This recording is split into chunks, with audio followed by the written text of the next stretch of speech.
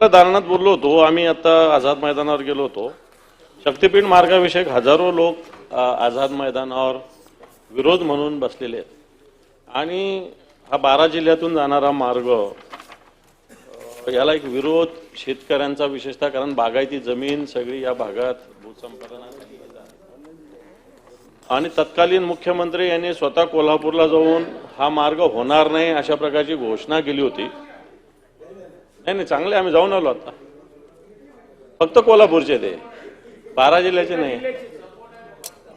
अरे म्हणून या मार्गाला एक जनतेचा विरोध आहे आणि तत्कालीन मुख्यमंत्र्यांनी हा होणार नाही अशा प्रकारची घोषणा केलेली सभापती महोदय.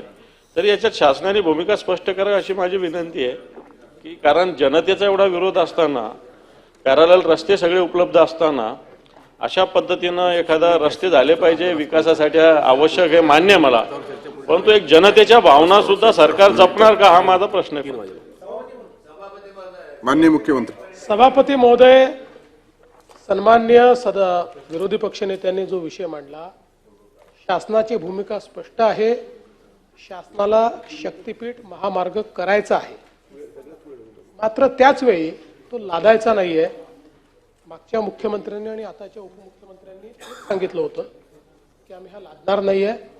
त्यामुळे आमची चर्चा सुरू आहे आणि चर्चेचं फलित असं आहे, माननीय बंटी पाटील साहेब, माननीय मुश्रीफ साहेबांच्या उपस्थितीत आम्ही कोल्हापूरच्या एअरपोर्टला पोहोचलो तेव्हा शेकडो शेतकरी 3 तास माझी वाट पाहत बसले होते. त्यांनी 1000 शेतकऱ्यांचं कोल्हापूर जिल्ह्यातल्या मला निवेदन दिलं आणि त्यांनी मला आव्हान दिलंय की यातली एकही सही खोटी असेल तर आमच्यावर कारवाई करा. आणि त्यात त्यांनी सांगितलं की आम्हाला शक्तीपीठ महामार्ग हवाय, आम्ही त्याच्याकरता जागा द्यायला तयार आहोत आणि आपण हा रद्द करू नका. एवढंच नाही तर वर्धा जिल्हा, यवतमाळ जिल्हा, सांगली जिल्हा, प्रत्येक जिल्ह्यातल्या शेतकऱ्यांनी सह्यांचं निवेदन दिलेलं आहे की आम्हाला शक्तीपीठ महामार्ग करायचा आहे. शक्तीपीठ महामार्ग हा केवळ शक्तीपीठांना किंवा आपल्या आस्थेच्या केंद्रांना जोडणारा महामार्ग इथपर्यंत मर्यादित नाहीये. हा महामार्ग मराठवाड्याच्या 5 जिल्ह्यांचं जीवनमान बदलणारा महामार्ग आहे. त्या 5 जिल्ह्यांना पोर्ट कनेक्टिव्हिटी देणारा मार्ग आहे. त्या 5 जिल्ह्यांना पूर्णपणे औद्योगिक पटलावर आणणारा मार्ग आहे. आणि म्हणून आणि नुसते मराठवाड्यातलेच 5 जिल्हे नाही, त्यात विदर्भातले 1-2 जिल्हे आहेत, पलीकडचं आपला देखील काही पश्चिम महाराष्ट्रातला भाग आहे. त्यामुळे हा महामार्ग केवळ अट्टहास नाही आहे, तर जसं समृद्धी महामार्गाने आज जवळपास 12 जिल्ह्याचं जीवनमान बदलून टाकलेलं आहे आणि ज्या वेगानं त्या ठिकाणी त्याचं परिवर्तन होत आहे, तशाच प्रकारे या महामार्गानेही हे परिवर्तन होणार आहे. आम्ही जरूर आपल्यासोबत बसून शेतकऱ्यांच्या अडचणी समजून घेऊ, कोणाच्या असतील तर त्या अडचणी दूर करू.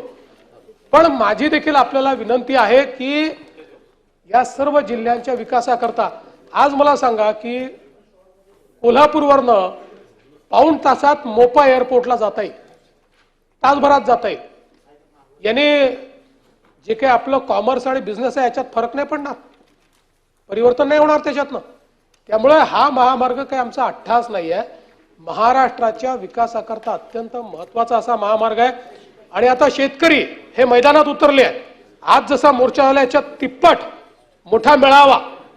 आता शेतकरी याला समर्थन देणारा घेणार आहेत आणि म्हणून माझी आपल्याला ही विनंती आहे, आपण त्याच्यामध्ये मध्यस्थी करावी, त्यांच्या अडचणी असतील तर आमच्याशी चर्चा करावी, त्या चर्चेतनं आपण मार्ग काढू, कोणावरही न लादता.